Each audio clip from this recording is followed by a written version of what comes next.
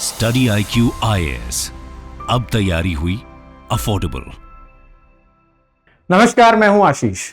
हाल ही के दिनों में सुप्रीम कोर्ट में एक चर्चा हुई। चर्चा ये थी कि हमारे प्रीएम्बल से सेक्युलर शब्द निकाल दिया जाए, जो कि पहले नहीं जोड़ा गया था। यानी कि by the time our preamble came and constitution came in 1949 and enacted in 1950, there was no word called secular. तो अब सेक्युलर क्यों जोड़ा गया है? नंबर वन, क्या हम इसे हटा सकते हैं और कोर्ट इसके लिए आदेश दे सकती है, एक्सेट्रा एक्सेट्रा। और इसी दिसंबर में हम अंबेडकर जी की महापरिनिर्वाण दिवस मना रहे थे, यानी कि we were commemorating his death anniversary. And इसी दो इवेंट्स को लेकर एक टॉपिक दिमाग में आता है, एंड दैट इज सेक्युलरिज्म और कॉन्स्टिट्यूशन। धर्मनिरपेक्षता और संविधान, इन दोनों का क्या तालमेल रहा है, या इन दोनों की क्या पृष्ठभूमि रही है, हिस्ट्री रही है? What is the context and the background in which we have to analyse this very particular topic, because the three individuals that you see here today on the screens, on one side it is Pandit Nehru, बीच में हैं India के सबसे पहले president Rajendra Prasad ji, और side में जो oath ले रहे हैं, नेहरू की कैबिनेट में जो ओथ ले रहे थे, वो हैं हमारे BR अम्बेडकर साहब।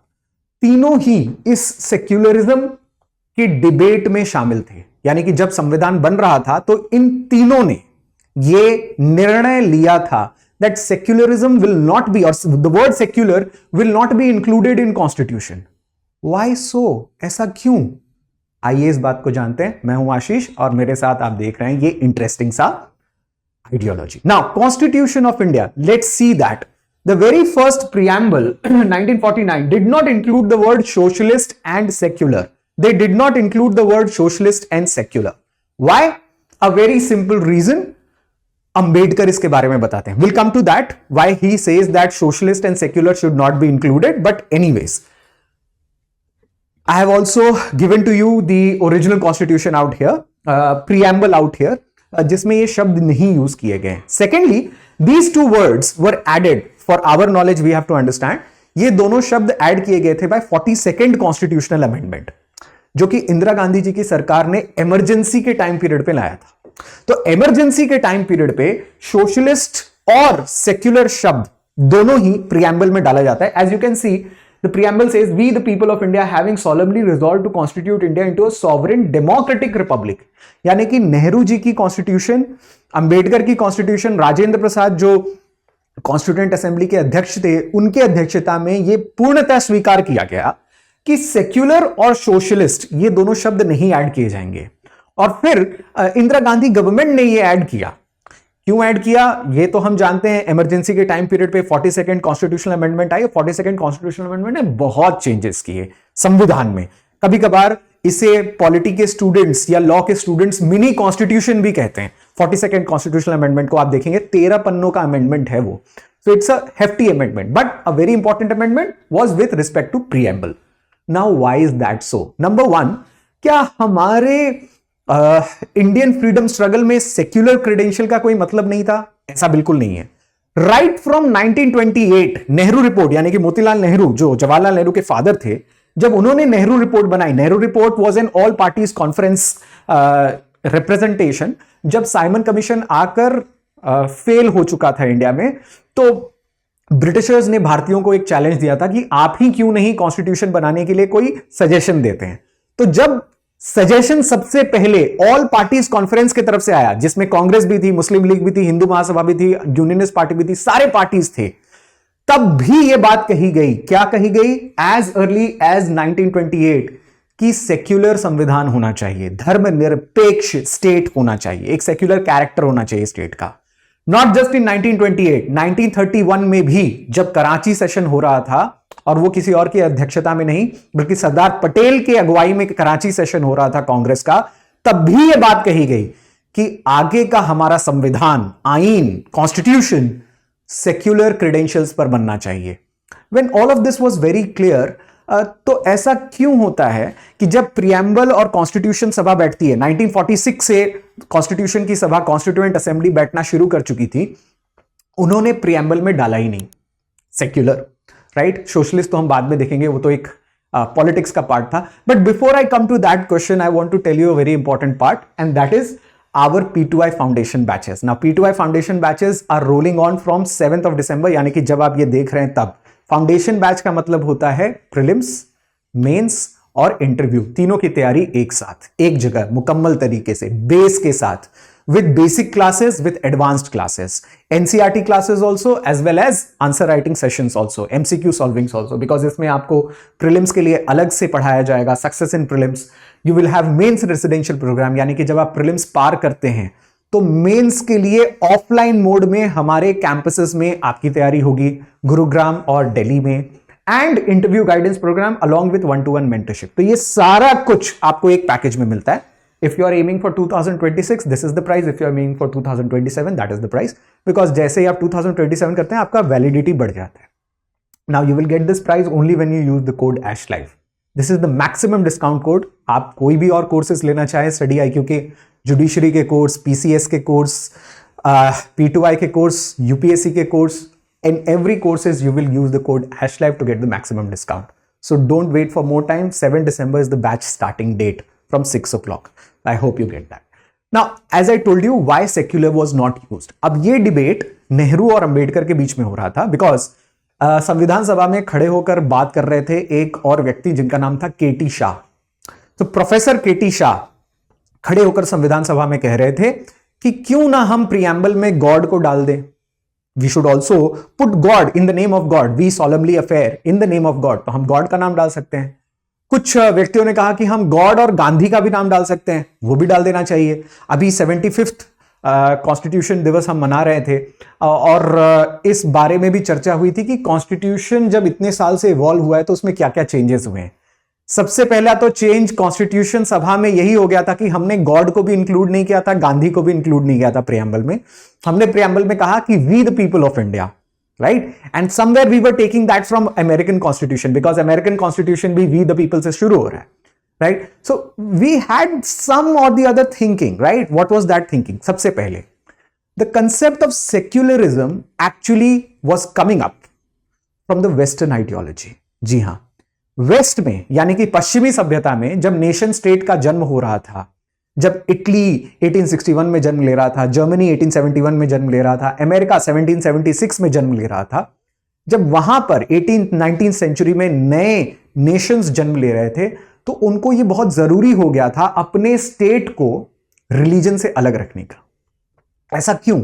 बिकॉज वेस्ट में स्टेट में बहुत ज्यादा इंटरफेयर करती थी रिलीजन, यानी कि पोप का हस्तक्षेप, Pope as a person or Pope as an authority, the Christian authority, was very much heavy on the state structure of the Western autocracies or kingdoms.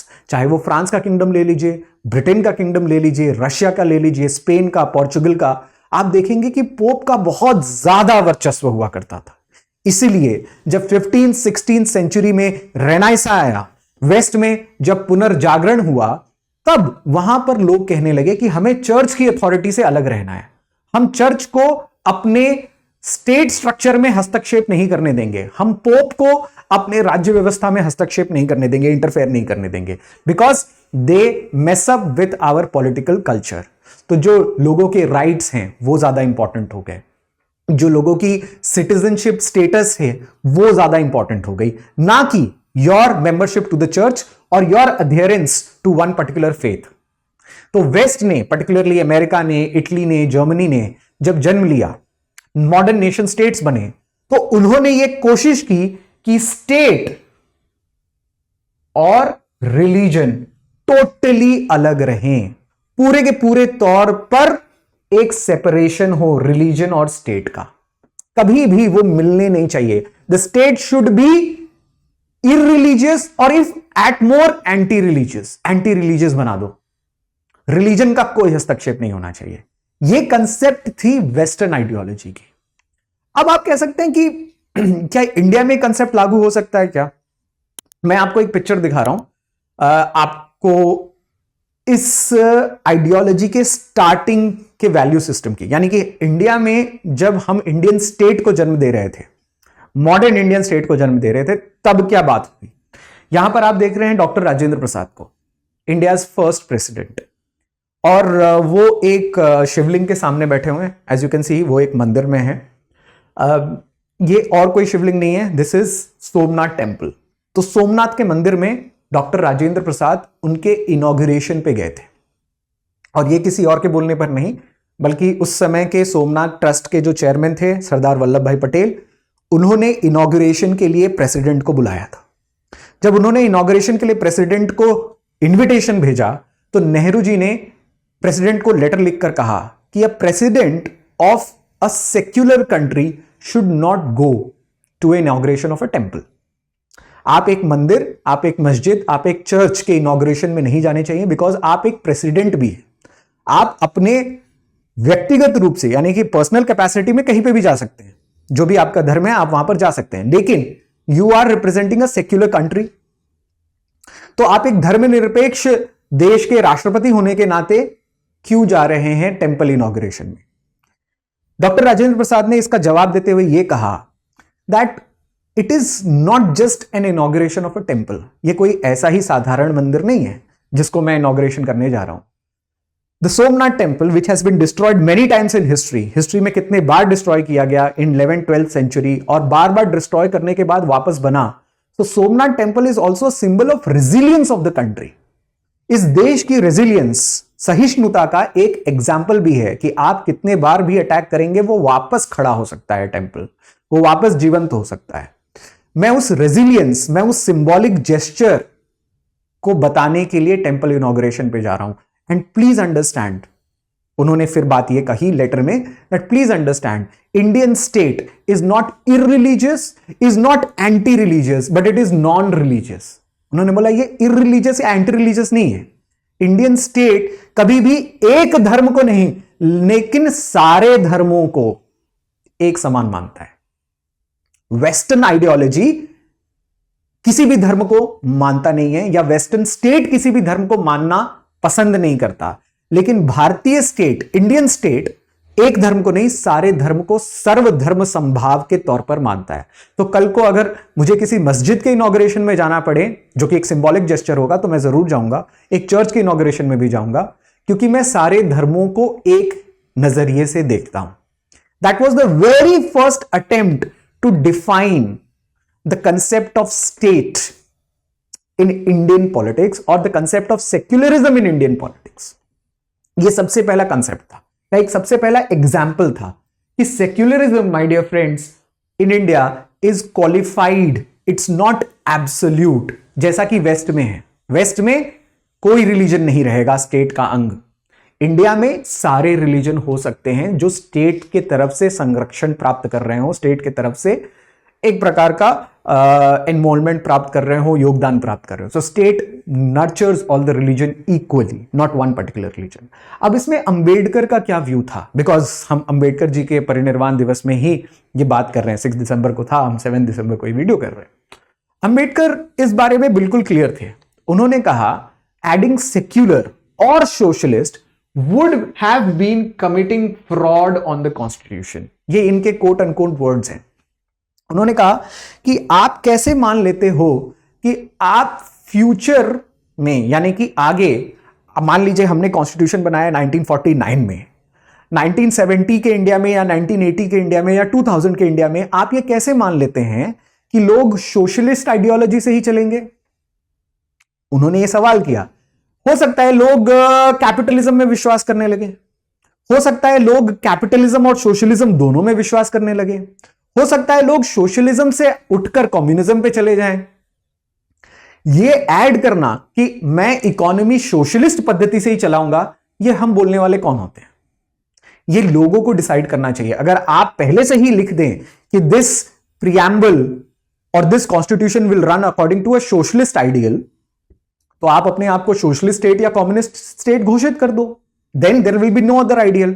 तो उन्होंने कहा ये एक फ्रॉड है, जो कि फ्रॉड हम आजकल चाइना में भी देखते हैं। China is nothing but a communist state, but communism का सी छोड़कर चाइना में और कुछ नहीं बचा है।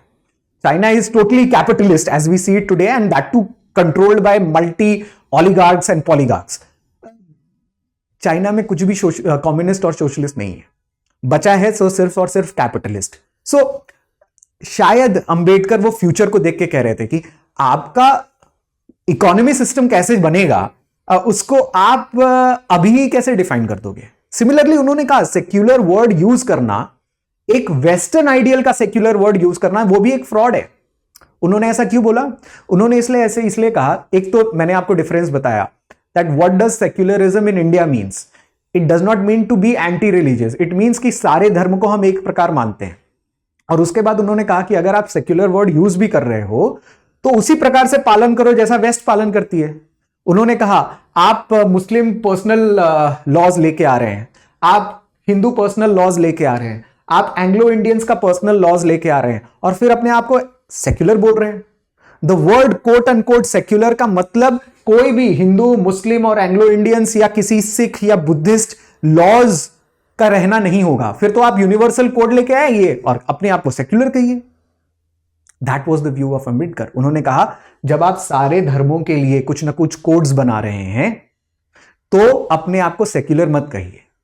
आप जरूर कहिए that yes, under article 25, under article 26, under article 27 जो कि फ्रीडम ऑफ रिलीजन देता है, कंसाइंस देता है, equal protection to all other religions देता है, एब्सोल्यूट राइट टू प्रॉपर्टी देता है रिलीजन को, ये सारे फंडामेंटल कैरेक्टर्स हमें किसी भी धर्म को फॉलो करने की आजादी देते हैं। और स्टेट सारे धर्मों को एक प्रकार से मान्यता देता है, किसी भी धर्म को ज्यादा और किसी भी धर्म को कम नहीं देता। That should be the ideal of secularism in India. लेकिन आप ये वर्ड जब आप यूज करते हैं तो उसका वो एग्जैक्ट मतलब नहीं है। And finally, in a country like India, at the last point, Ambedkar says that it is totally unnatural to alienate state from religion. ये जो देश जो इतने सालों से, सदियों से, हजारों सालों से धर्म और धर्म की किताबों से चला है, लोगों ने भगवत गीता को कॉन्स्टिट्यूशन एक जमाने में माना, या कुरान के हिसाब से चला, या गुरु ग्रंथ साहिब के हिसाब से चलता रहा है, ऐसे में लोगों को उनके धर्म से टोटली एलियनेट कर देना यह भी ठीक बात नहीं है। बिकॉज 15-16 सेंचुरी में यूरोप में लोग अपने धर्म से 15-16 सेंचुरी में यूरोप में लोग अपने धर्म से एलियनेट हो रहे थे बिकॉज क्रिश्चियनिटी उनके जीवन पर हावी हो चुका था। So you have countries like England which turned Protestant, जिन्होंने पोप की अथॉरिटी को ही नकार दिया। लेकिन इंडिया में ऐसा नहीं हुआ। इंडिया में लोग धर्म के वजह से लड़े हैं, शायद धर्म के वजह से झगड़े भी हुए हैं, लेकिन लोगों ने धर्म को अपने जीवन से बिल्कुल नहीं हटाया। ऐसे में अगर आप स्टेट को बना रहे हैं तो स्टेट को एक ऐसा बनाइए कि वो सारे धर्मों का पालन करे, rather than telling that no religion is required, but telling it itself, as he said, Indian version of secularism is where we have सर्वधर्म संभाव। और ये कंसेप्ट भी, सर्वधर्म संभाव का भी इंडियन हिस्टोरिकल लिटरेचर से ही लिया गया है। कृष्णदेव राय जिन्होंने लिखा अमुक्त माल्यदा एक किताब, उसमें उन्होंने सर्वधर्म संभाव की बात कही थी, सर्वजन हिताय सर्वजन सुखाय, और वहां से वो कंसेप्ट उठाया गया और हमारे इंडियन वर्जन ऑफ सेक्युलरिज्म में लाया गया। Now under constitutional amendment 42 supreme court ने ये जाहिर किया कि ठीक है, जब अमेंडमेंट हुआ और उसमें सेक्युलर और सोशलिस्ट वर्ड ऐड किए गए तो अब चेंज की उतनी ज्यादा पॉसिबिलिटी नहीं है, प्रीएम्बल को ज्यादा छेड़छाड़ नहीं करना चाहिए। हालांकि जो कंसेप्ट सेक्युलरिज्म का आर्टिकल 25, 26 और 27, 28 में निहित है, रखा हुआ है, वही कंसेप्ट को सेक्युलर एज अ वर्ड बता रहा है, तो ठीक है, ज्यादा छेड़छाड़ करने की जरूरत नहीं है। सुप्रीम कोर्ट ने भी अपने राय में यही बात कही है। So I hope this particular topic was very much essential for you to be cleared. I hope you enjoyed this lecture a bit, and if you have any other questions regarding this, you can definitely add to my Telegram channel. आप questions पूछ भी सकते हैं, suggestions भी दे सकते हैं। आपके comments का मैं इंतज़ार रहता है मुझे in order to suggest some new topics. And if you want to have any conversation with me regarding joining of the batches, etc., you are more than welcome to join the Telegram group and ask me out there. Thank you for watching this. Study IQ IAS, अब तैयारी हुई affordable.